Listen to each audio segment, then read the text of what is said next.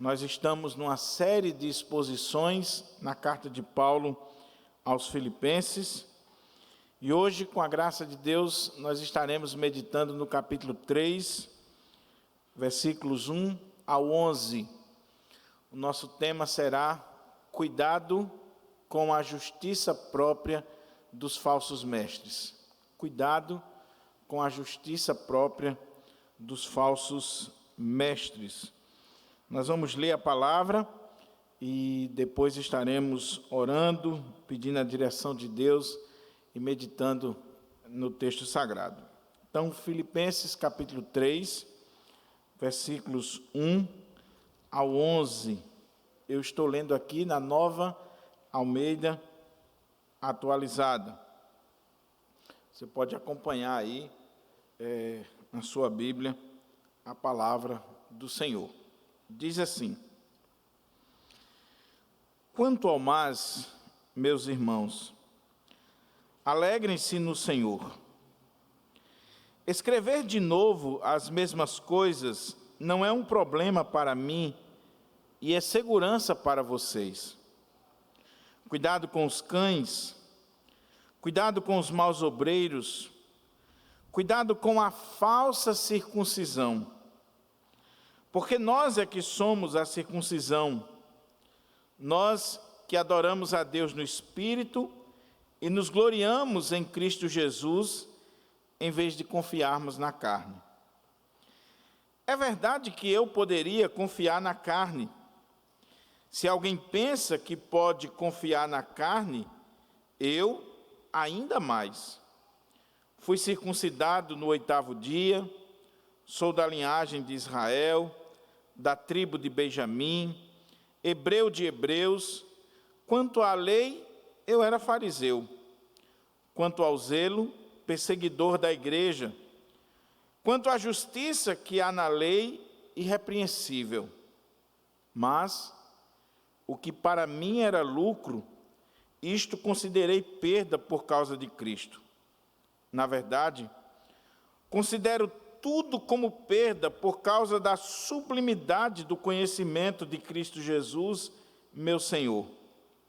Por causa dele, perdi todas as coisas e as considero como lixo para ganhar a Cristo e ser achado nele, não tendo justiça própria que procede de lei, mas aquela que é mediante a fé em Cristo, a justiça que procede de Deus, baseada na fé.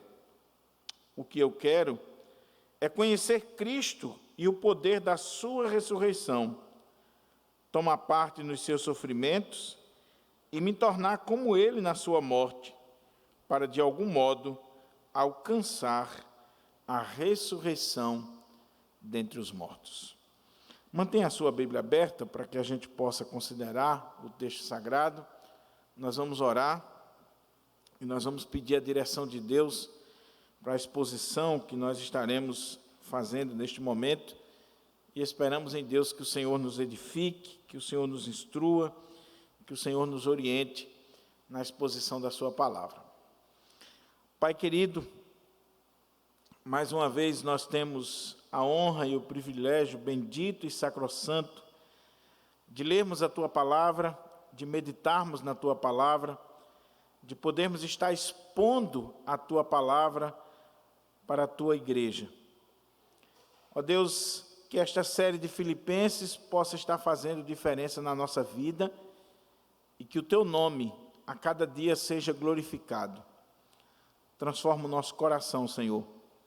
Arranca de nós todo e qualquer resquício de justiça própria, de legalismo, de ensinos falsos.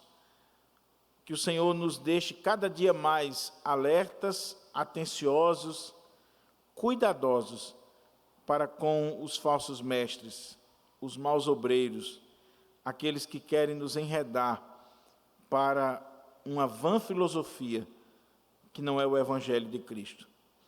Fala conosco, Senhor, nesta tarde. Trabalha o nosso coração, em nome de Jesus. Amém. Amém. Mantenha a sua Bíblia aberta. Como eu disse, o nosso tema será cuidado com a justiça própria dos falsos mestres. Nós estamos nesta caminhada na carta aos Filipenses, e é interessante que quando nós olhamos esse texto aqui, logo no início, quando ele diz assim, quanto ao mais, parece que Paulo está encerrando a carta, ou parece que nós estamos diante de uma outra carta. Há uma discussão muito grande entre os estudiosos quanto ao fato de Filipenses não ser uma carta só, mas um conjunto de cartas que foram aqui agrupadas e que estão juntas conosco aqui na carta aos Filipenses. Porém, a ideia aqui é que Paulo está simplesmente iniciando um outro assunto. Não é uma carta nova, mas um outro assunto. Ele está começando a chamar a atenção dos irmãos para outro tema. Ele havia acabado de falar sobre a unidade da igreja. Ele havia chamado a atenção daqueles irmãos para a recepção que eles deveriam dar para Timóteo e Epafrodito. E após falar sobre esse assunto, Paulo diz, quanto ao mais, meus irmãos, alegrem-se no Senhor. Escrever de novo as mesmas coisas não é um problema para mim e é segurança para vós.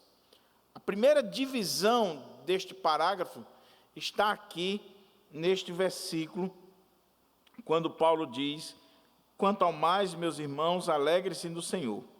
Escrever de novo as mesmas coisas não é um problema para mim e é segurança para vós. O que é que nos chama a atenção aqui? Primeiro, que Paulo, mais uma vez, como um pastor, ele está tratando a igreja de forma amorosa. Meus irmãos, meus amados irmãos, ele não é um teólogo pura e simplesmente, ele é um pastor que está falando da forma mais amorosa possível com a igreja de Filipos. E ele diz o seguinte, alegre-se no Senhor. Alegre-se no Senhor. Quanto ao mais, meus irmãos, alegrem-se no Senhor. É interessante que quando nós lemos a carta aos Filipenses, nós vemos pelo menos 17 ou 18 vezes nessa carta, Paulo dizendo, alegrem-se. Paulo chamando a atenção para o fato daquela igreja buscar alegrar-se no Senhor.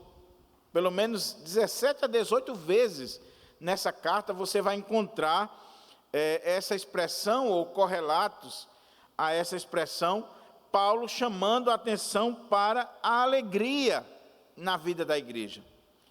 E não é uma alegria qualquer, é uma alegria no Senhor. É uma alegria cristocêntrica, é uma alegria ultra circunstancial, é uma alegria que não é fruto das circunstâncias da nossa vida. Paulo poderia morrer e a igreja deveria se alegrar no Senhor. Paulo poderia ir visitar a igreja e a igreja se alegraria no Senhor. Epafrodito poderia voltar para a igreja e a igreja deveria se alegrar no Senhor. Timóteo poderia ser enviado para a igreja e a igreja deveria se alegrar no Senhor. Assim como eles não poderiam ir e a igreja deveria se alegrar no Senhor. O que Paulo está dizendo é, meus irmãos, independente de qualquer circunstância, alegrem-se no Senhor. E alegria é diferente de felicidade. Felicidade geralmente é um bem-estar por causa de coisas externas ou materiais. Você ganhou alguma coisa, você fica super feliz. Mas a alegria é algo interno, independe das circunstâncias, independe do momento, porque essa alegria aqui é uma alegria fruto da presença do Senhor Jesus na nossa vida. Então Paulo começa já este capítulo dizendo assim, quanto ao mais, meus amados irmãos, alegrem-se no Senhor. Aí ele diz, escrever de novo as mesmas coisas não é um problema para mim e é segurança para vocês. A grande questão é, quando ele diz isso, a que é que ele se refere? Alguns estudiosos dizem que quando ele está falando aqui, escrever de novo as mesmas coisas, não é um problema para mim e é segurança para vós, ele estaria fazendo referência ao que ele vai dizer agora, em seguida. Porque agora Paulo vai falar dos falsos mestres, dos judaizantes, daqueles que defendiam um legalismo e uma justiça própria. Então, como Paulo já falou desse assunto diversas vezes, provavelmente ele tenha pregado sobre isso na igreja de Filipos, ou em alguma outra carta que ele enviou à igreja de Filipos, ele havia tratado desse assunto dos judaizantes, dos falsos mestres, da falsa circuncisão. A outra possibilidade, e talvez essa seja a mais correta, porque está mais próxima na questão do contexto, é que quando Paulo diz assim, escrever de novo as mesmas coisas não é um problema para mim, mas é segurança para vocês, ele está falando do fato da alegria. Porque ele, mais uma vez, ele está dizendo, alegre-se no Senhor. E ele, repetidamente nessa carta, como eu falei, ele trata desse assunto de alegrar-se no Senhor. Então ele diz, alegrai-vos no Senhor. Outra vez digo, alegrai-vos no Senhor. Mais uma vez eu digo para vocês, alegrai-vos no Senhor. Então, quando ele chega no capítulo 3, e no capítulo 4 ele vai falar isso também, alegria no Senhor, alegrai-vos no Senhor, e por aí vai. Ele está dizendo, eu não tenho problema, meus irmãos, de repetir para vocês as mesmas coisas. Eu não tenho problema de repetir para vocês que vocês devem se alegrar no Senhor. De trazer à memória de vocês o fato de que vocês devem se alegrar no Senhor. Sabe por quê? Porque isso é segurança para vocês. Então, quer Paulo esteja falando do tema da alegria, que é repetido na carta, quer Paulo esteja falando do tema dos judaizantes, que vai aparecer pela primeira vez na carta, então fica mais duvidoso, porém é uma possibilidade. O ponto aqui de Paulo é, eu não tenho problema de tratar do mesmo assunto com vocês. E isso aqui é um alerta para nós pastores, porque geralmente pastor, pregador, aquele que ministra a palavra, ele tem uma tendência de querer trazer coisas novas, novidades. Então ele se preocupa em pregar assuntos que sejam inéditos para a igreja. E isso é complicado, até porque é o antigo evangelho. É a palavra que está aqui há 2000 anos. E principalmente um pastor que está numa igreja há mais de 10 anos, é claro que ele vai ter que repetir muita coisa, constantemente. Pregar o mesmo texto, muitas vezes pregar o mesmo sermão.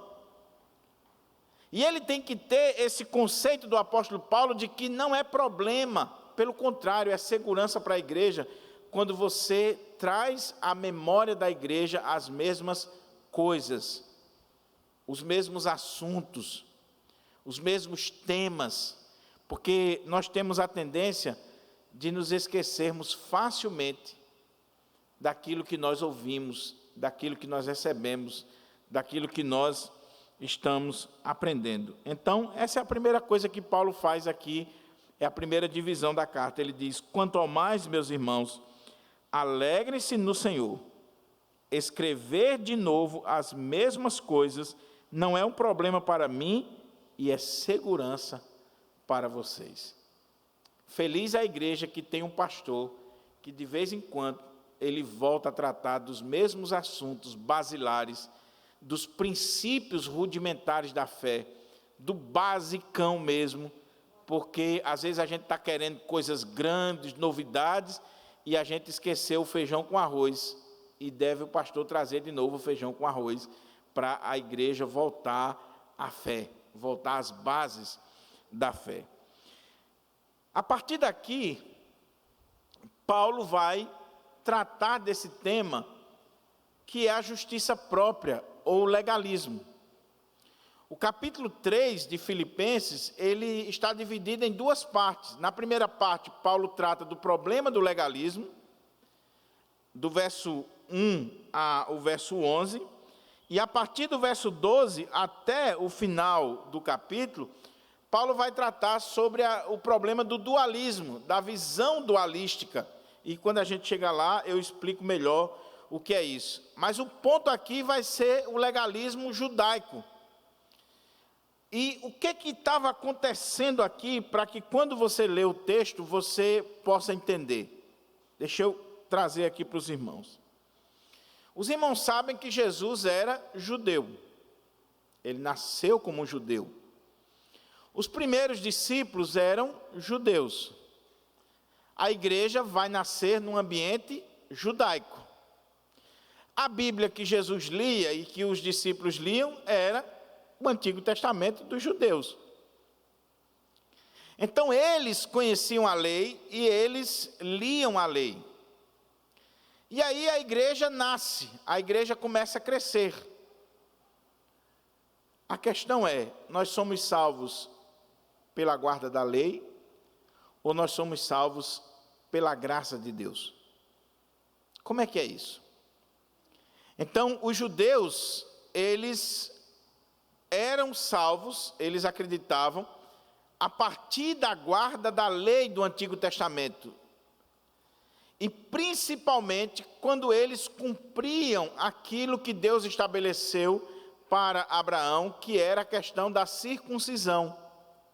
Então, toda criança judia ou judaica, ela quando nascia, nos primeiros dias de nascido, com 8 dias de nascido, o pai e a mãe levava para o sacerdote e aquela criança ia passar pelo ritual da circuncisão, que era pegar a carne do prepúcio masculino, cortar aquela carne, que seria hoje uma operação de fimose, e aquilo ali era o símbolo de que ela pertence ao povo de Deus.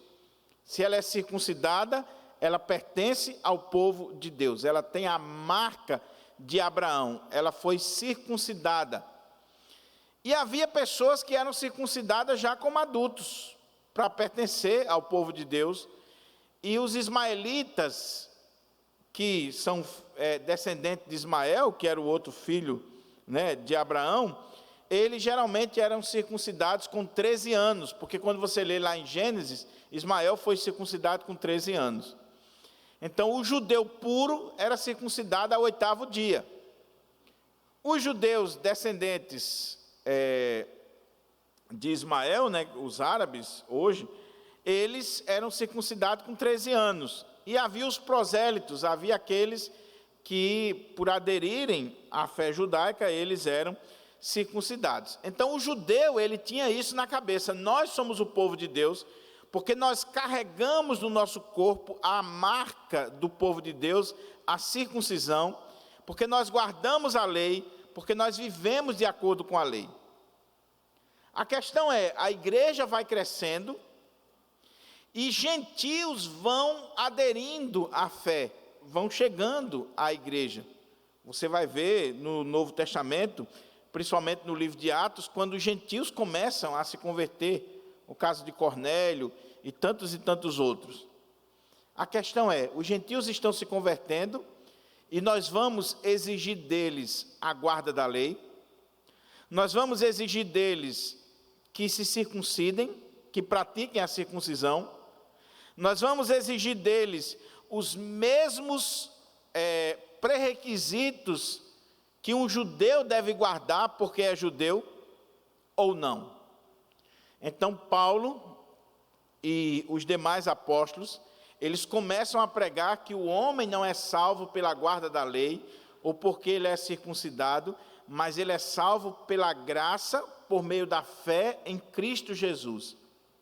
E que não existe mais, no contexto do Novo Testamento, nem judeu, nem gentio, mas que o povo de Deus é formado de judeus e gentios, é a igreja de Deus. O povo de Deus não é Israel, o povo de Deus é a igreja, que é formada de judeus e gentios, e não havia necessidade de impor aos gentios qualquer tipo de lei judaica.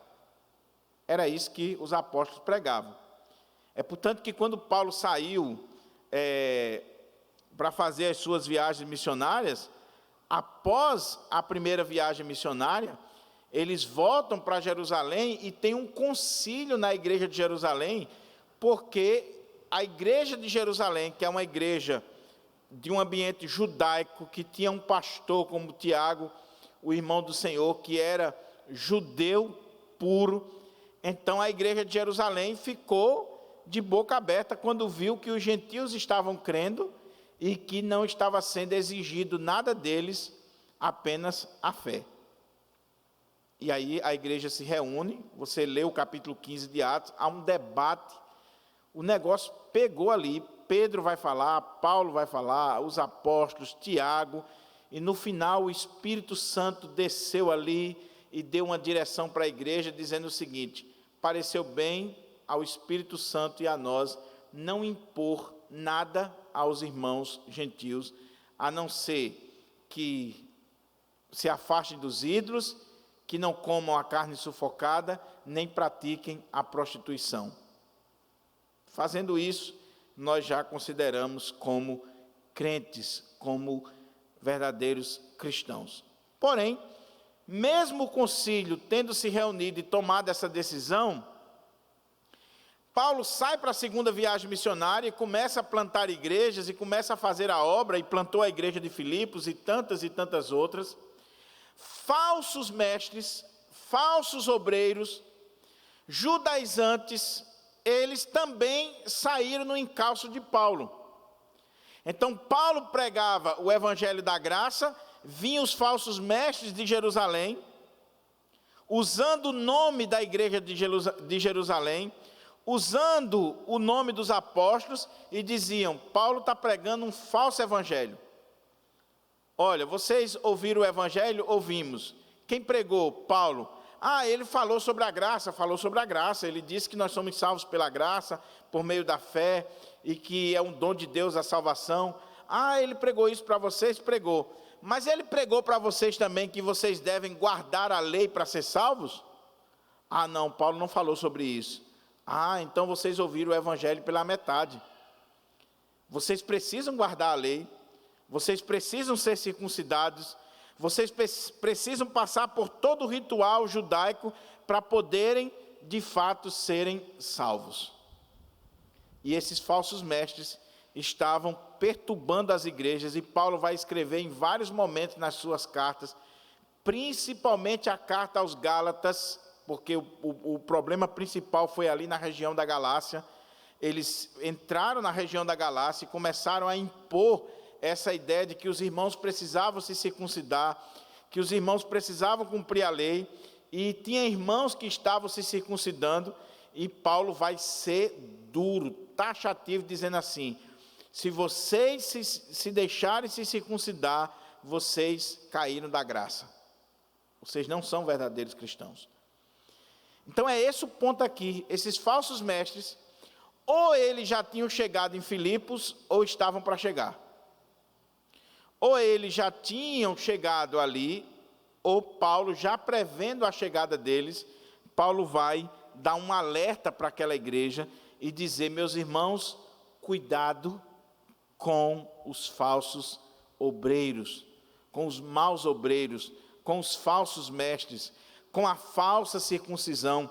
Cuidado com esses judaizantes, esses mestres judaizantes que andam se infiltrando nas igrejas e deturpando o evangelho da graça, o evangelho do nosso Senhor e Salvador Jesus Cristo. Então é preciso você entender isso, para você poder entender o que Paulo vai dizer agora na carta aqui para todos nós. Então, com isso em mente, os judaizantes, a ida dos judaizantes, olha o que Paulo vai dizer agora aqui, versos 2 e 3. Ele diz assim: cuidado com os cães. Olha a linguagem de Paulo. Paulo não aliviava com falso mestre, Paulo não aliviava com herege, Paulo não tinha meias palavras quando alguém estava querendo deturpar o evangelho. Não tinha meias palavras, não. Então ele diz assim: cuidado com os cães, cuidado com os maus obreiros, cuidado com a falsa circuncisão, porque nós é que somos a circuncisão, nós que adoramos a Deus no Espírito e nos gloriamos em Cristo Jesus, em vez de confiarmos na carne. É muito interessante a expressão que ele usa aí, que na área diz assim: acautelai-vos. Estejam acautelados, alertas. Prestem atenção, meus irmãos.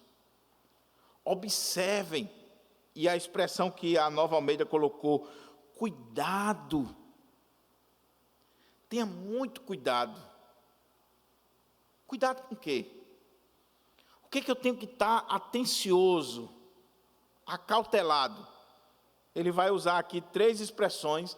Ele não está falando de 3 tipos de pessoas, ele está falando do mesmo tipo, só que ele usa 3 expressões bem interessantes. Ele começa dizendo assim: cuidado com os cães. Ele está falando dos falsos mestres, dos judaizantes. E ele chama os falsos mestres de cães. Por que Paulo chama os falsos mestres de cães? Por algumas razões. Primeiro, no contexto judaico, o cão, ele não era bem visto como é visto no nosso contexto. Nós temos uma expressão que se usa, no nosso contexto aqui, que o cão, o cachorro é o quê? O melhor amigo do homem.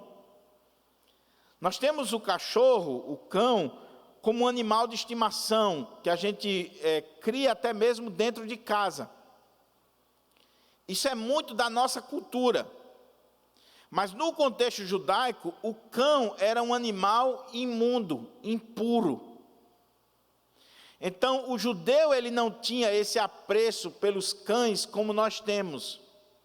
Eles não viam o cão como o melhor amigo do homem. Eles viam o cão como um animal imundo, impuro. E esses cães, por serem tidos como impuros, eles andavam em mantilha, eles viviam em bandos ali, e eles viviam rosnando na rua, latindo, querendo morder todo mundo, virando lata de lixo, andando nas ruas, vagando. E quando um judeu queria se referir a um gentil, o judeu considerava o gentil como cachorro, como um cão. Porque você chamar alguém de cão, era você dizer que aquela pessoa é a mais desprezível, a mais vil. É por isso que quando Saul vai perseguir Davi, ele diz que está perseguindo o quê? Como é que é a expressão lá? Um cão morto. Davi era como um cão morto. Diante do rei, um rapazinho do campo, um pastorzinho de ovelha, diante de um rei preparado. O rei está perseguindo um cão morto. Então Paulo começa dizendo assim: vocês, falsos mestres judaizantes, vocês que olham para os gentios e consideram os gentios como cães, como impuros, como desprezíveis, vocês é que são cães. Vocês é que são imundos. Vocês é que são impuros. Vocês é que são desprezíveis. Paulo está virando a metralhadora para o lado deles. Segunda coisa que ele diz aqui, que é muito interessante: cuidado com os cães, cuidado com os maus obreiros, ou os obreiros maus.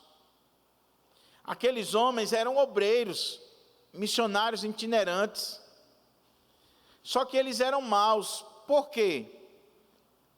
O intuito deles, meus irmãos, era destruir as igrejas, era destruir o trabalho de Paulo. Eles não plantavam igrejas, eles não evangelizavam, mas toda vez que Paulo plantava uma igreja, que Paulo estabelecia uma igreja, eles iam lá para tentar destruir o trabalho. O que é isso? Um mau obreiro. Um obreiro mau. Você já viu aquele tipo de pessoa que não constrói nada, mas para destruir é com ela mesma? É um mau obreiro, meu irmão. Tem aquele que você leva anos para construir uma igreja, para construir uma congregação, para estabelecer um trabalho. Aí chega o mau obreiro, em questão de dias ele destrói. E ele não está nem aí, porque ele não derramou lágrimas por aquele trabalho, ele não plantou aquele trabalho, ele não ama aquelas pessoas, ele não está nem aí de dividir, de espalhar. Então, aqueles homens eram maus obreiros, porque eles não estavam preocupados com a igreja, eles estavam querendo destruir o ministério de Paulo e destruir a obra que Paulo havia estabelecido. Então Paulo ia na frente abrindo igrejas, eles vinham atrás tentando destruir a igreja. E Paulo chama de maus obreiros. Cuidado com a falsa circuncisão. E é interessante que a expressão que aparece aqui no texto original, que Paulo utiliza aqui, e que foi traduzida como falsa circuncisão, a palavra é mutilar, mutilação. O que é que Paulo está dizendo? O que é que era a circuncisão? A circuncisão era, levava-se a criança para o sacerdote cortava a carne do prepúcio, e aí a criança estava circuncidada. Esses falsos mestres chegavam nas igrejas, e aí eles estavam obrigando os irmãos a se circuncidarem, para serem salvos. Paulo diz: meus irmãos, o que vocês estão fazendo é simplesmente mutilando-se, cortando-se indevidamente. Não tem nada de circuncisão que vocês estão fazendo. Isso não é a verdadeira circuncisão. Isso é uma mutilação do corpo. Vocês estão simplesmente se cortando, sem nenhum tipo de eficácia espiritual, sem estar cumprindo o mandamento de Deus. Vocês estão simplesmente mutilando-se. É uma falsa circuncisão. Então preste atenção nisso aqui, meus irmãos, porque no final eu vou fazer mais algumas aplicações, mas o ponto é, ainda hoje existe cães, existe maus obreiros e existe falsa circuncisão, existem ensinos de homens que é passado com uma piedade muito grande, mas que você está simplesmente se mutilando, se autodestruindo, está simplesmente se penalizando e não tem nada a ver com as coisas de Deus. É simplesmente mandamentos de homens, ensinos de homens, e você precisa ter cuidado com isso. Então Paulo diz: observa os obreiros, observa os mestres que estão ensinando a vocês. O que eles estão exigindo de vocês está de acordo com a palavra de Deus? O que eles estão cobrando de vocês é o evangelho da graça que eles estão ensinando para vocês? Se não, cuidado com eles. Cuidado com os cães, cuidado com os maus obreiros, cuidado com a circuncisão. Aí ele diz assim: porque nós é que somos a circuncisão. Nós que adoramos a Deus no Espírito e nos gloriamos em Jesus Cristo, em vez de confiarmos na carne. Aqui tem uma polêmica com esse nós. A quem Paulo está se referindo quando ele diz nós? Alguns teólogos, eles dizem o seguinte: Paulo está falando de nós como os judeus. Paulo era judeu. E ele, como um judeu cristão, um judeu convertido, ele era a verdadeira circuncisão. Por quê? Porque além de circuncidado na carne, Paulo adorava a Deus no Espírito, e Paulo se gloriava em Cristo, e ele não se gloriava ou confiava na carne. Então, alguns comentaristas desse texto, eles dizem o seguinte, que esse nós aqui é o nós, a mesma coisa quando Paulo fala lá em Efésios, quando ele diz assim, nós e vós em Efésios, o nós está se referindo aos judeus e vós está se referindo aos gentios. Então, há uma possibilidade sim de Paulo estar fazendo referência ao fato dele ser judeu, mas é um judeu crente, é um judeu convertido. E como um judeu convertido, ele tem a marca da circuncisão, ele é circuncidado, ele nasceu como judeu, mas ele não se gloria nessa justiça própria que procede da lei. Ele se gloria em Cristo, porque agora ele é um judeu convertido, um judeu crente. Então ele diz: nós, os judeus crentes, os judeus convertidos, nós é que somos a verdadeira circuncisão, e não esses aí que não querem saber de Cristo ou do evangelho da graça, nós que não confiamos na carne. Outros intérpretes dizem que Paulo aqui, como ele está escrevendo para a igreja de Filipos, esse nós aqui inclui tanto os judeus convertidos como os gentios convertidos. Nós é que somos a verdadeira circuncisão. Nós é que somos o verdadeiro povo de Deus, o verdadeiro Israel de Deus. Nós, por quê? Porque Paulo vai dizer na carta aos Romanos que nós que somos de Cristo, nós fomos circuncidados não na carne, mas no coração.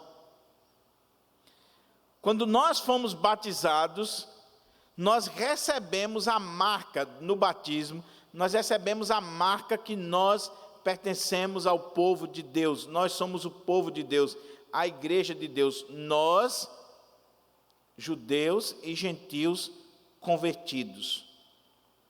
O que Paulo está querendo dizer é o seguinte, que aquele que é convertido em Cristo, aquele que tem Cristo na sua vida, ele não se gloria na carne, na justiça própria, nos rituais humanos, no legalismo judaico, ou na religião, mas ele se gloria em Cristo. E ele diz assim: nós que adoramos a Deus no Espírito. Lembra lá quando Jesus tem um encontro com aquela mulher e ela diz assim: Senhor, onde é que nós devemos adorar? Os judeus dizem que é em Jerusalém, os samaritanos dizem que é aqui. Onde é que nós devemos adorar?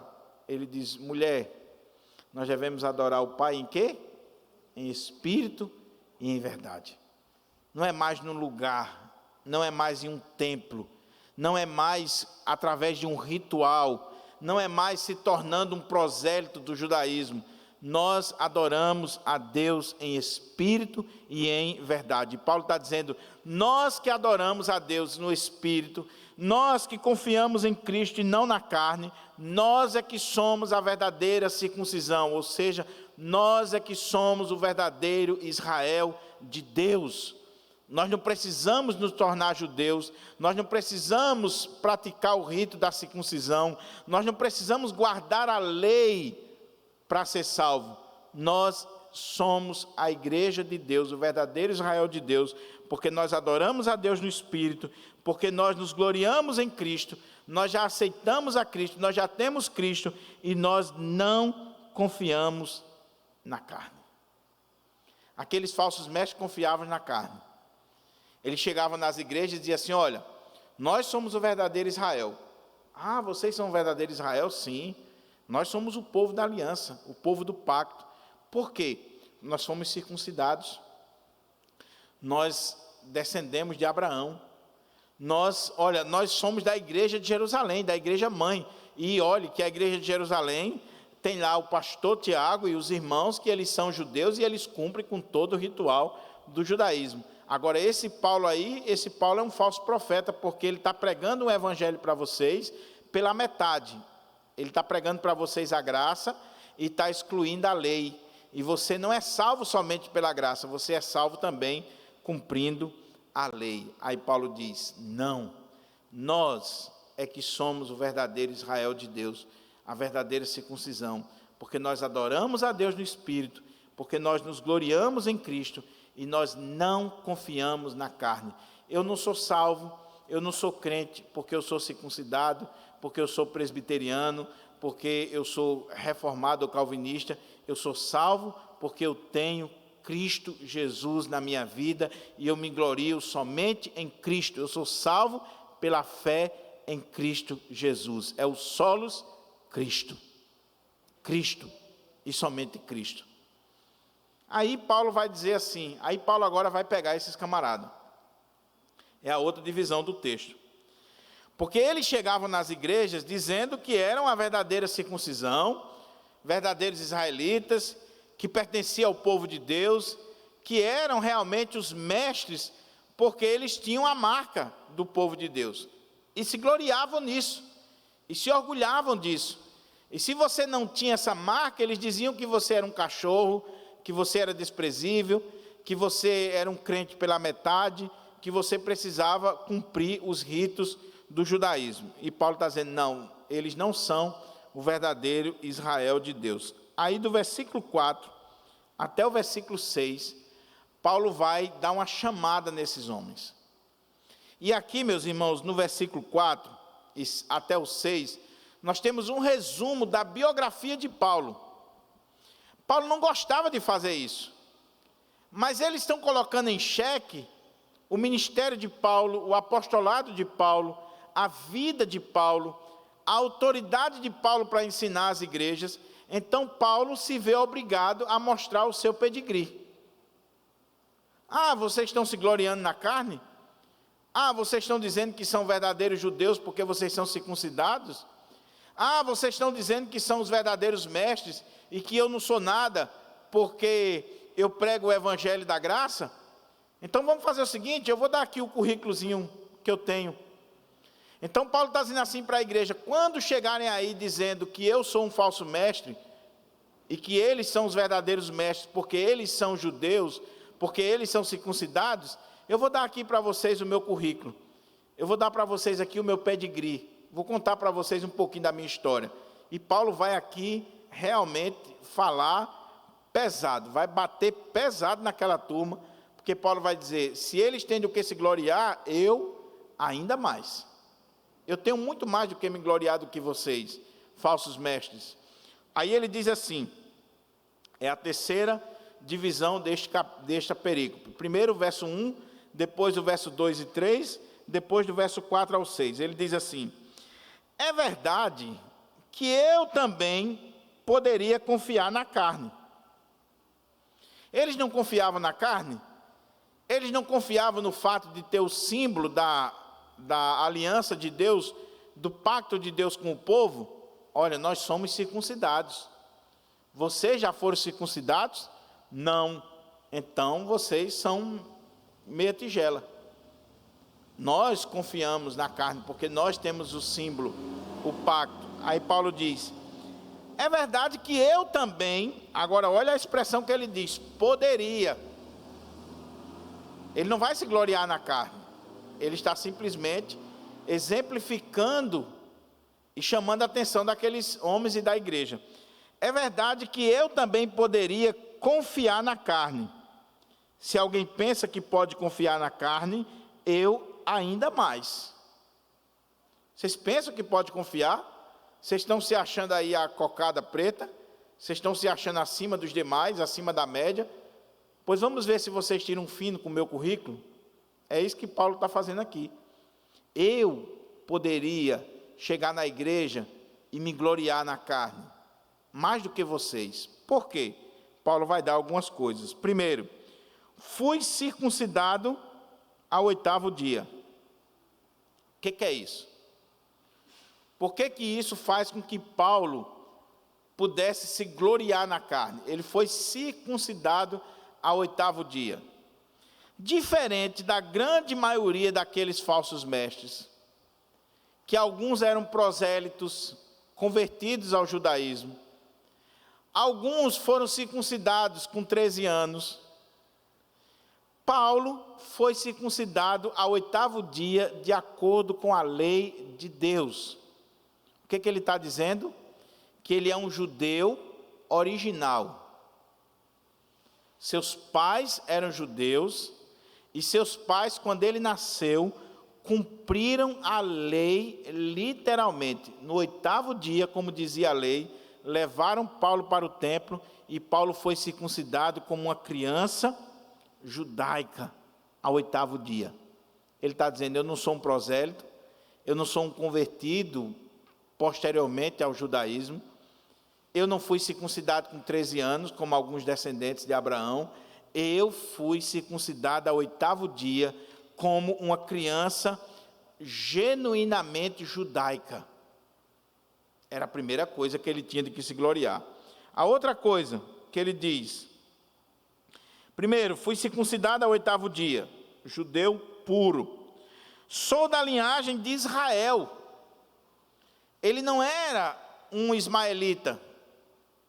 Ele era da linhagem de Israel. Ele não descendeu de Ismael. Ele vem de Isaac. Ele é um verdadeiro israelita, da linhagem de Israel. Mas não para aí. Eu sou da tribo de Benjamim. A tribo de Benjamim, meus irmãos, e a tribo de Judá foram as únicas tribos que, quando houve aquele problema da divisão no reinado lá de Salomão, no final do reinado de Salomão, com Roboão, quando há toda aquela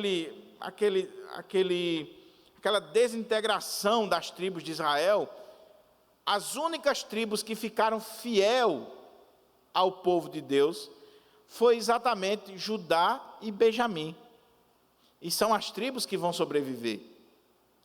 E Paulo diz: olha, eu sou circuncidado ao 8º dia, eu sou da linhagem de Israel, e eu sou da tribo de Benjamim, daquela tribo que foi fiel ao nosso povo, que se manteve fiel. Detalhe: o primeiro rei de Israel procedeu da tribo de Benjamim, o rei Saul. Então, e Paulo vai exatamente herdar o nome dele. É Saulo, que lá no texto hebraico a expressão é exatamente essa, Shaul. Shaul. Então Paulo está dizendo: vocês querem se gloriar? Vocês estão querendo destruir o meu ministério, destruir o que eu estou pregando? Vocês estão dizendo que são verdadeiros circuncidados, israelitas, os verdadeiros mestres?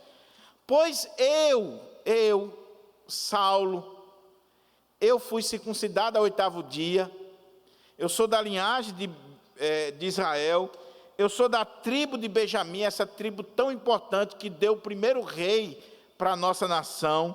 Eu tenho o nome do primeiro rei de Israel, mas ele não para aí.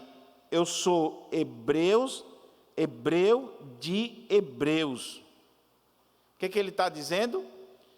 Ele não só, alguns intérpretes levantam essa questão aqui, ele não só é filho de uma hebreia, mas de um hebreu. É um ponto. Segundo ponto, apesar dele ter nascido na diáspora, ele é um hebreu que fala o hebraico, ele é hebreu de hebreus, ele é um hebreu raiz. Então ele fala o hebraico. Ele não fala uma linguagem da diáspora, pura e simplesmente.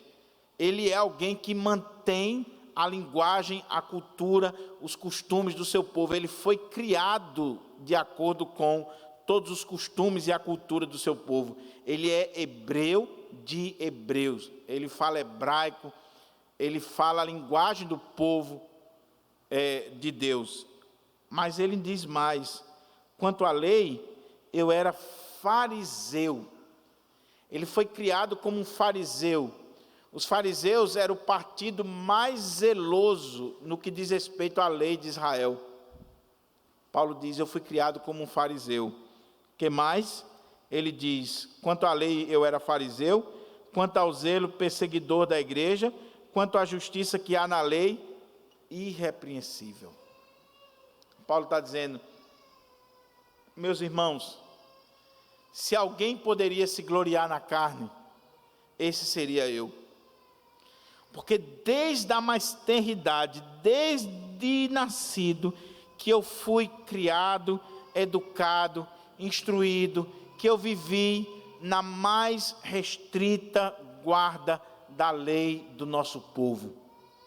Eu aprendi a lei do nosso povo. Eu fui instruído, eu fui criado como um fariseu, eu fui educado para ser um rabino, eu tive toda a formação que um judeu pode ter, e eu sou um judeu puro sangue.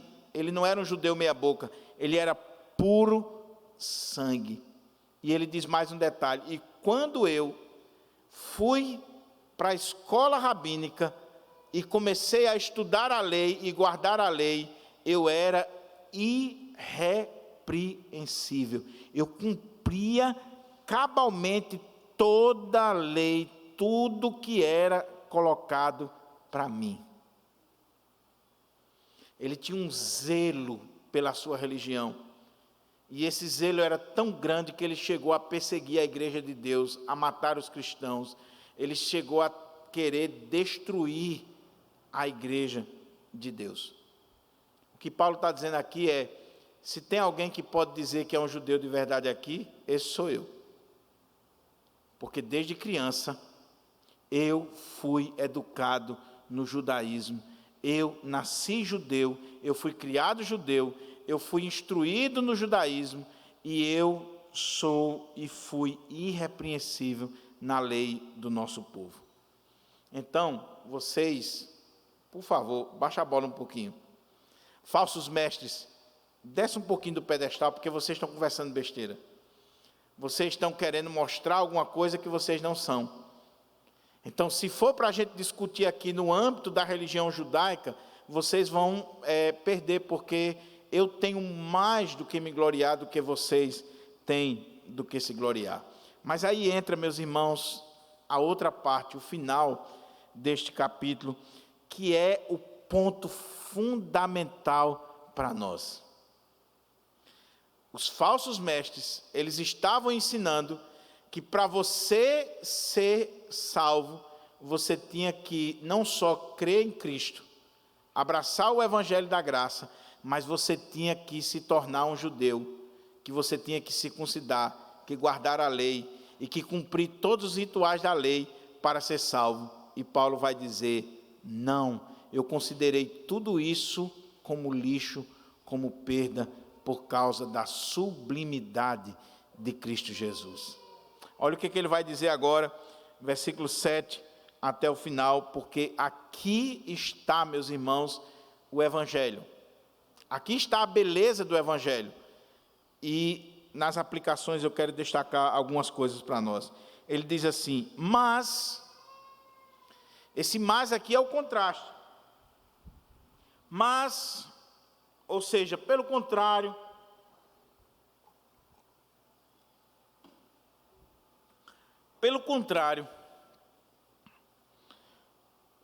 o que para mim era lucro, o que para mim era algo que eu poderia me gloriar, poderia ser lucro, isso considerei como perda por causa de Cristo.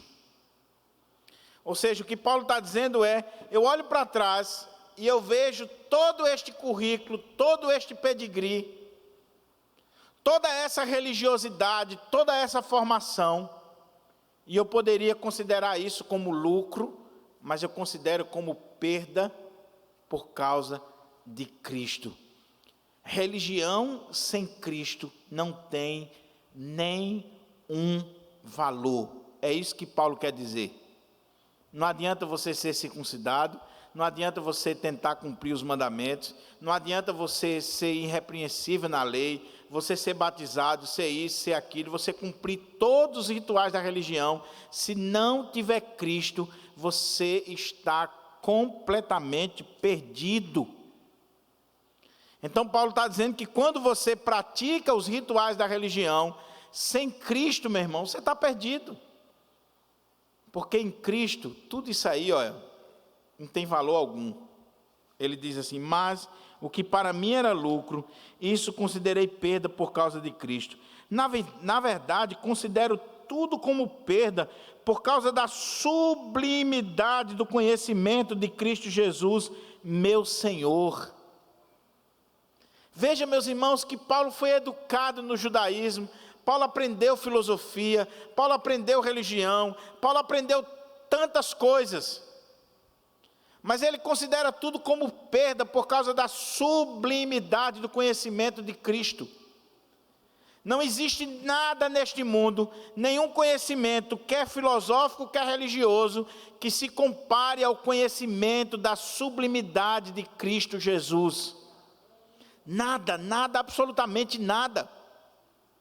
É por isso, meus irmãos, que a gente precisa ter muito cuidado e nos entristecer quando você vê pastores abraçando o conhecimento do mundo, achando que está fazendo um grande negócio. A filosofia do mundo é loucura para Deus. Então, trocar o púlpito por uma sala de filosofia é estar trocando aquilo que é de melhor por aquilo que não tem nenhum valor. A sublimidade do conhecimento de Cristo. E como muitos pastores que começam a fazer ciências da religião e daqui a pouco largam o evangelho de Cristo e começam a aderir aos mais diferentes tipos de religião, de conhecimento da religião, de rituais, perderam completamente a beleza do conhecimento, da sublimidade de Cristo Jesus. Ele está acima de qualquer ritual religioso, de qualquer lei religiosa e de qualquer filosofia ou pensamento humano. É por isso, meus irmãos, que na Idade Média, qual era a rainha das ciências? Quem poderia dizer? Qual era a rainha das ciências? Teologia. Primeiro você fazia teologia, para depois você fazer outro curso. E somente com o iluminismo, o renascimento, com o humanismo desenfreado, que tomou conta do mundo, é que a teologia foi ficando cada vez mais relegada aos religiosos, ou ao ambiente de um seminário ou de uma igreja. E ainda existem muitos que, por não conhecer, dizem assim, não, teologia não importa, meu irmão, teologia é o conhecimento de Deus, da sublimidade de Cristo. Se tem um assunto, se tem uma matéria que você deveria dedicar a sua vida, seria estudar a teologia, a verdadeira teologia, a palavra de Deus, o conhecimento de Cristo Jesus, se aprofundar nas coisas de Deus. Mas não, a pessoa sabe tudo de filosofia, sabe tudo de religiões, sabe tudo de matemática, sabe tudo de geografia, sabe tudo de história, mas analfabeto das coisas de Deus. Você está perdendo tempo, meu irmão.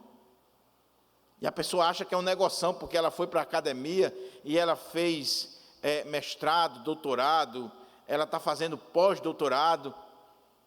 Meu irmão, se você está crescendo no conhecimento secular, mas você não está crescendo no conhecimento de Cristo Jesus, você está perdendo a sublimidade do conhecimento de Cristo. Cuidado com isso, meu querido. Cuidado com isso. Paulo está dizendo, eu considero tudo como perda, por causa da sublimidade do conhecimento de Cristo Jesus. Tudo aquilo que eu estudei sobre religião, sobre rituais, sobre judaísmo, aquilo ali não me serviu absolutamente nada, se Cristo não estiver aqui, se não me levar para Cristo, se não apontar para Cristo. Então ele diz, mas o que para mim era lucro, isso considerei perda por causa de Cristo. Na verdade, considero tudo como perda por causa da sublimidade do conhecimento de Cristo Jesus, meu Senhor. Por causa dele, perdi todas as coisas e as considero como lixo para ganhar a Cristo. A palavra lixo aí, meu irmão, ela tanto pode ser traduzida como lixo, no original, como pode ser traduzida como cocô, esterco, porque a expressão aí é coisa podre, fétida. Paulo está dizendo, tudo da minha vida eu considerei como esterco, como lixo, diante da sublimidade do conhecimento de Cristo Jesus. Então, igreja de Filipos, e igreja do Pirangi, Cuidado para vocês não estarem menosprezando ou desprezando esse conhecimento sublime de Cristo Jesus, o Evangelho de Cristo Jesus, e abraçando lixo, comendo cocô, coisa fétida, esse lixo do mundo, mesmo que ele venha embalado de religião. Cuidado com a justiça própria dos falsos mestres. Cuidado. Aí ele diz assim: por causa dele perdi todas as coisas e as considero como lixo, para ganhar Cristo e ser achado nele, não tendo justiça própria que procede de lei, de mandamentos, de regras, de usos e costumes, de tamanho de saia, de tamanho de cabelo, de usar joia ou não usar joia, não tendo justiça própria que procede de lei, mas aquela que é mediante a fé em Cristo Jesus, a justiça que procede de Deus, baseada na fé. Aqueles homens queriam ser salvos pelas obras, pela guarda da lei, por serem circuncidados, por guardarem dias, meses, festas, rituais. E Paulo está dizendo: nada disso, nós não devemos jamais aderir a esse tipo de coisa. Nós precisamos ter cuidado, porque nós precisamos ser achados nele, não tendo justiça própria que procede de lei, mas a justiça que é mediante a fé em Cristo, a justiça que procede de Deus, baseada na fé. Nós somos justificados pela fé. Essa é a bandeira da reforma, meus irmãos. Foi isso que Lutero descobriu. E Lutero diz que quando ele caiu a ficha sobre esse assunto, é como que as portas do paraíso se abriram diante dele. Você lembra de Lutero? Lutero era um monge, Lutero era um religioso, que estava vivendo no catolicismo, que é uma religião de obras, de mandamentos, de você fazer alguma coisa para chegar diante de Deus. É uma religião de sacrifícios, de oferendas. E Lutero fazia todos aqueles sacrifícios, orações, ofertas, dias de festas, rituais, penitências. Quem assistiu o filme Lutero sabe muito bem que Lutero era dada a tarefa para ele de limpar o piso do mosteiro, ele deixava brilhando, porque ele via aquilo ali como uma obra para a salvação. Só que cada dia mais o coração dele ia ficando pesado, porque a religião legalista, a religião de obras, quanto mais você tenta cumprir e você vai quebrando aqueles mandamentos, mais você vai ficando angustiado, porque você sabe que você não consegue cumprir a lei, você sabe que você não consegue cumprir os mandamentos, que você não consegue viver à risca aquilo que está sendo colocado para você. Você tentou cumprir um dia, mas no outro dia você pisa na bola, aí você diz: me perdi, estou perdido, estou condenado, não estou salvo. Então o que esses homens estavam querendo fazer com a igreja, era levar a igreja para esses velhos fundamentos, para a lei, para uma religião de obras, para uma religião que procurava ser salva cumprindo os mandamentos. E os mandamentos nunca foi dado para salvar o homem. Os mandamentos foi dado exatamente para mostrar que o homem, por justiça própria, por ele mesmo, ele jamais seria salvo. Os mandamentos foi dado para condenar o homem, para mostrar o pecado, para dizer: você é um pecador. Você é um pecador. Não, não sou pecador. Não, pois vamos ver aqui a sua vida. Vamos ler aqui os 10 mandamentos e ver se você tira um fim nos 10 mandamentos. Vamos ver aqui. Será que você adora a Deus sobre todas as coisas? Será que você faz isso? Será que Deus realmente é o primeiro lugar na sua vida? Ou em algum momento você já pisou na bola nisso aí? E os judeus se achavam os caras que cumpriam a lei. E Jesus vai dizer, olha, a lei não é simplesmente, os mandamentos não é simplesmente algo externo não, é algo interno. Então adulterar, quando diz lá não adulterarás, Jesus diz, olha, quando o texto diz não adulterarás, não é simplesmente você ir para a cama com uma mulher não. Ah não, eu nunca adulterei porque eu nunca fui para a cama com mulher nenhuma, eu só fui para a cama com a minha esposa. Aí Jesus diz, aquele que olhar para uma mulher com intenção impura já adulterou com ela. Quem nunca fez isso? Me diga. Quem é o homem que nunca olhou para uma mulher e não passou na sua cabeça um pensamento impuro? Já adulterou, meu irmão. Já adulterou, minha irmã. Quando você vê lá o galã da novela e você passou na sua mente o pensamento impuro. Ou seja, pela lei jamais nós seríamos salvos, porque a lei ela vem para mostrar que nós somos pecadores. Que nós somos pecadores e que nós estamos perdidos. Então, quando nós colocamos a lei diante do povo, a lei humilha, a lei ela faz com que a pessoa se sinta miserável. E a questão é, e agora o que eu faço? Ah, o que eu faço? A lei te condena, mas Jesus morreu por você. Jesus cumpriu a lei por você. Jesus deu a vida por você e Ele tem salvação para você. É por isso que a evangelização tem que começar pela lei. Quando a gente vai evangelizar, mostra a lei. Porque quando você mostra a lei, o cara se desespera. Aí, depois que você mostra a lei e o cara está desesperado, aí você vem e mostra a graça. Olha, mas existe a graça de Deus.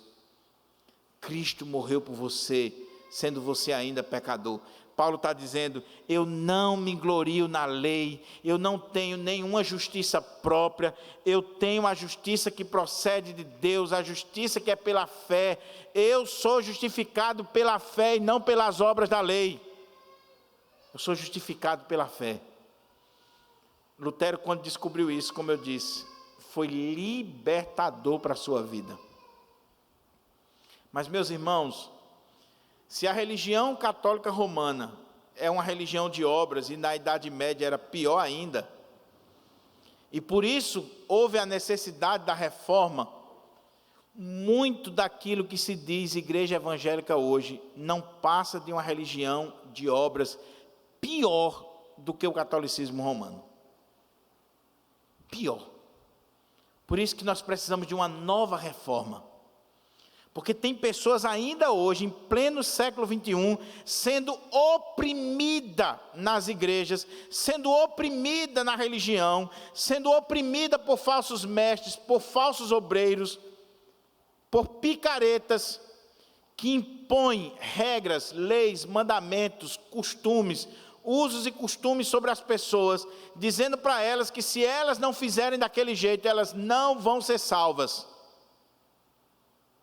E aí a pessoa procura viver um estilo religioso, um tipo de vida pautada na religião, e ela começa a se tornar pura e simplesmente hipócrita, porque ela sabe que ela não cumpre. Na igreja, ela está com a saia lá no dedão do pé, mas em casa, só a misericórdia. Se ela souber que o pastor não está presente, que os irmãos não estão presentes, aí pronto, aí ela se liberta, ou o cara também. Uma religião farisaica, um moralismo imundo, opressor, principalmente para as mulheres. Porque o legalismo, ele pega principalmente as mulheres. As mulheres é quem não pode se embelezar, não pode cortar o cabelo, não pode fazer isso, não pode fazer aquilo. E o mesmo pastor que diz que as irmãs não podem usar joia, no paletó dele tem às vezes um boto de ouro.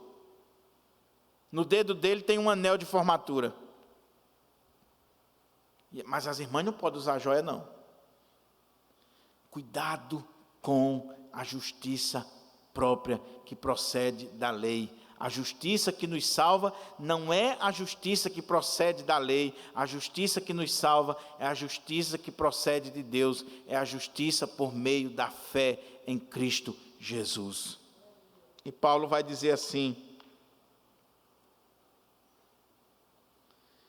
É muito interessante quando ele coloca, e ser achado nele, não tendo justiça própria que procede de lei, mas aquela que é mediante a fé em Cristo. A justiça que procede de Deus baseada na fé. Aí olha o que ele diz, meus irmãos, que isso aqui é interessante demais. No comentário de Steve Lawson, ele coloca isso aqui no prefácio dele. Ele coloca como alvo da vida dele. Eu achei fantástico. E quando você lê a carta aos Coríntios, aos Filipenses, talvez esse versículo aqui seja um versículo chave para você guardar para a sua vida, para você colocar numa xícara, numa camiseta, para você colocar lá no perfil do seu WhatsApp, do Instagram, no Facebook. Coloca lá, olha o que ele diz. O que eu quero, olha qual é o objetivo de Paulo. O que eu quero é conhecer Cristo e o poder da sua ressurreição, tomar parte nos seus sofrimentos e me tornar como ele na sua morte, para de algum modo alcançar a ressurreição dos mortos. Paulo está dizendo, eu poderia me gloriar na lei, eu poderia me gloriar no judaísmo, na religião, eu poderia me gloriar na maneira como eu nasci, no contexto familiar, mas eu considero tudo isso como perda, por causa da sublimidade do conhecimento de Cristo.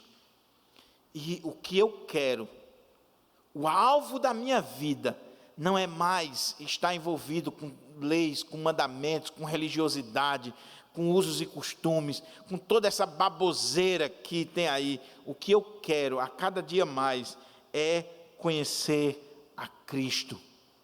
Eu quero conhecer a Cristo. Eu quero conhecer mais a Cristo. Eu quero amar mais a Cristo. Eu quero me aprofundar mais no Evangelho de Cristo. Eu quero conhecer o poder da sua ressurreição. Você já parou para pensar no poder que houve ali na ressurreição? Você já parou para pensar que bomba foi aquela que trouxe à vida um morto, que rolou uma pedra de várias toneladas e que mudou a história da humanidade? Paulo diz, eu quero conhecer Cristo, eu quero conhecer o poder da ressurreição de Cristo, eu quero tomar parte nos seus sofrimentos, eu quero morrer com Ele, eu quero a cada dia como Ele na sua morte, para de algum modo alcançar a ressurreição dentre os mortos. O que é que Paulo está dizendo? Ao invés de me relacionar com a religião, eu quero cada dia mais estar em Cristo, viver em Cristo, conhecer a Cristo, amar a Cristo, essa união mística com Cristo, porque se eu estiver com Cristo, eu vou desfrutar do poder da ressurreição, eu vou morrer com Cristo, eu vou ressuscitar com Cristo, eu vou viver eternamente com Cristo. E religião é coisa de homem, mas Cristo sim é o que eu devo buscar. Voltando ao tema da nossa mensagem, cuidado com a justiça própria dos falsos mestres. Cuidado com os legalistas. Cuidado com aqueles que querem impor regras sobre a sua vida, sobre a sua família, sobre a sua casa, sobre a igreja de Deus. Cuidado, cuidado, acautele-se. Acautele-se, veja qual é o propósito, veja qual é o objetivo, o que está por trás. Muitas vezes o que está por trás, meus irmãos, é domínio, é exercer poder sobre a vida das pessoas, controle sobre a vida das pessoas. Eu sei de casos de pastores que o membro não podia fazer uma viagem, primeiro tinha que pedir oração a ele tinha que orar pelo membro. Eu sei de casos de pastores, falsos pastores, na verdade, que o membro, para comprar uma casa, para trocar de carro, para comprar uma roupa, para fazer qualquer coisa, tinha que ter a bênção do pastor. Você precisa da bênção de Deus, meu irmão. Assim como o pastor precisa da bênção de Deus, você precisa da bênção de Deus. Não se torne escravo de ninguém. Você já é livre em Cristo Jesus. Você já foi liberto em Cristo Jesus. Não deixe ninguém escravizar você, dominar você, dominar a sua casa, a sua família, a sua vida. Você é livre. Jesus te libertou. Jesus morreu na cruz por você. Seja livre. Você só vai entender esse texto aqui, meus irmãos, se você entender a carta aos Gálatas. E eu queria deixar como tarefa de casa, talvez para hoje à noite, quando você chegar em casa, por favor, em nome de Jesus, leia a carta aos Gálatas.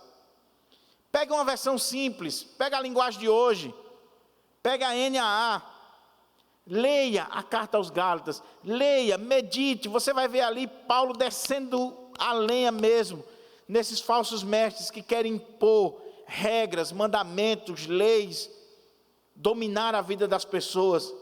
E Paulo está dizendo, vocês já são livres em Cristo Jesus, vocês já foram libertos em Cristo Jesus, vocês não precisam guardar a lei para ser salvo, vocês não precisam estar cumprindo rituais para ser salvo, você não é salvo, meu irmão, porque você dá o dízimo, porque você vem à igreja, porque você usa roupa assim ou assado, você não é salvo porque você faz coisas, você é salvo porque Cristo fez por você, não é porque você faz, é porque Cristo fez por você. Se Cristo não tivesse morrido naquela cruz, tudo que eu e você fazemos, as nossas obras, como diz Isaías, não passa de trapo de imundícia. Não passa de trapos de imundícia. As nossas melhores obras, pense nisso, meu querido. Avalie isso. Quando em algum momento na sua cabeça, passar na sua cabeça a ideia de que você vai fazer alguma coisa, e por causa disso você tem algum merecimento diante de Deus, dobre os joelhos e peça perdão ao Senhor, porque você está caindo no evangelho de obras e não no evangelho da graça. Só que Lutero, no comentário dele da carta aos Gálatas, eu recomendo àqueles que gostam de ler, leia, compre o comentário de Lutero da carta aos Gálatas. Talvez seja uma das obras, depois da Bíblia, uma das obras mais importantes para um crente ler, seja o comentário de Lutero da carta aos Gálatas. Já tem em português, pela editora Sinodal, é o volume 10 das obras de Lutero, se eu não estou enganado. Lutero começa aquele comentário dizendo assim, sabe por que a gente tem que pregar a carta aos Gálatas constantemente na igreja? De vez em quando o pastor deveria pregar a carta aos Gálatas.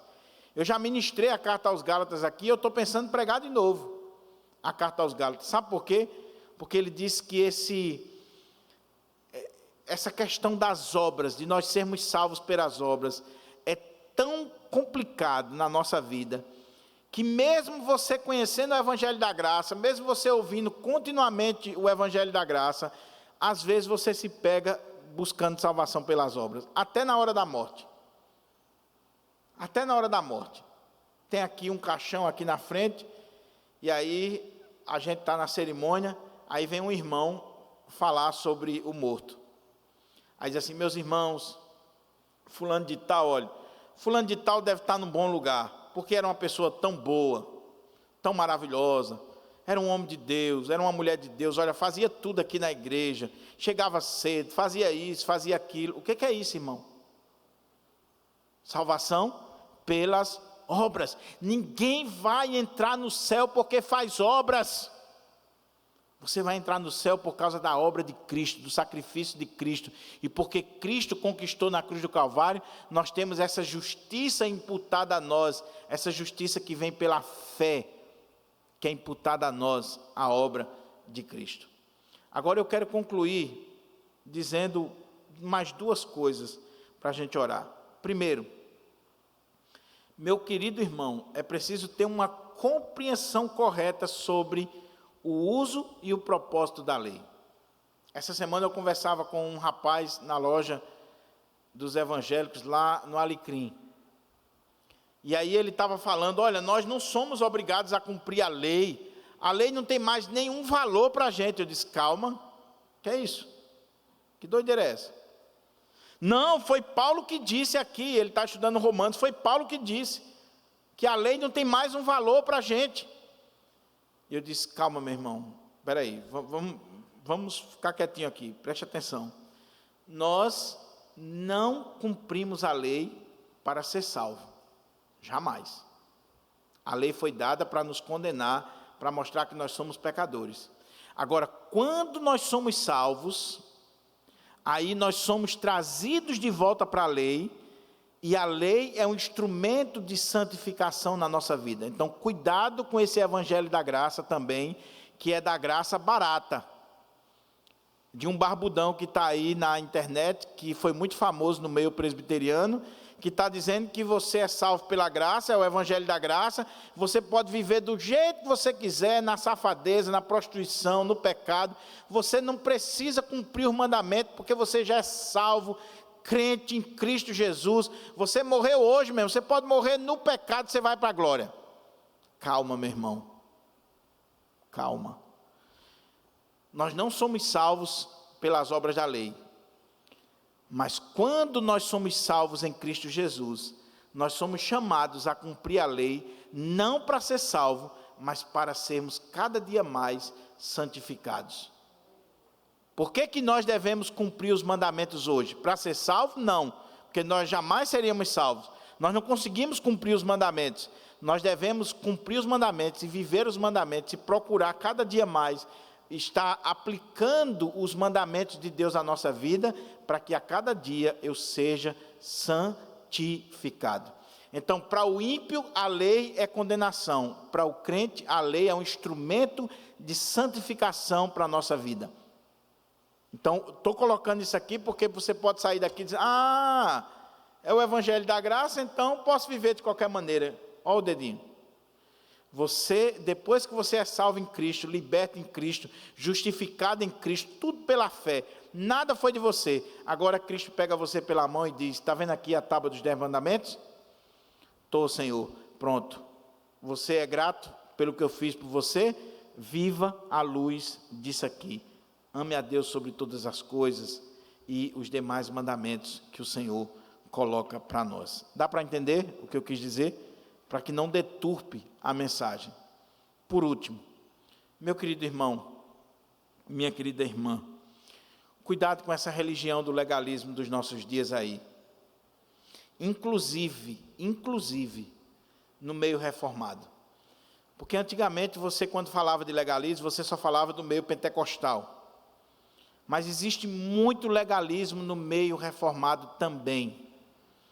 E a gente precisa ter cuidado.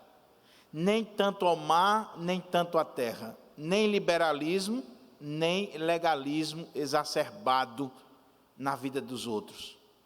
Então, cuidado com essa turma que rotula você. Você só é crente se você estiver dentro daquele estereótipo que ela determinou. Se você usar determinada roupa, se você se comportar de determinada maneira, se você frequentar determinados lugares, cuidado com isso. Não tenha nenhuma justiça própria, mas aquela que procede de Deus. Eu termino desafiando você a fazer como o apóstolo Paulo. O que eu quero é conhecer Cristo.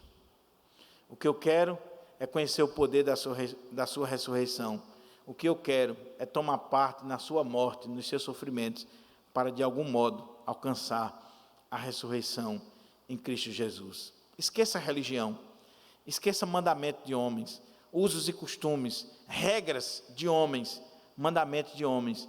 Viva Cristo e para a glória de Cristo. Porque eu tenho certeza que se você viver para Cristo e amar a Cristo, você vai viver uma vida de santidade e uma vida que glorifica ao Senhor, em nome de Jesus. Vamos ficar de pé.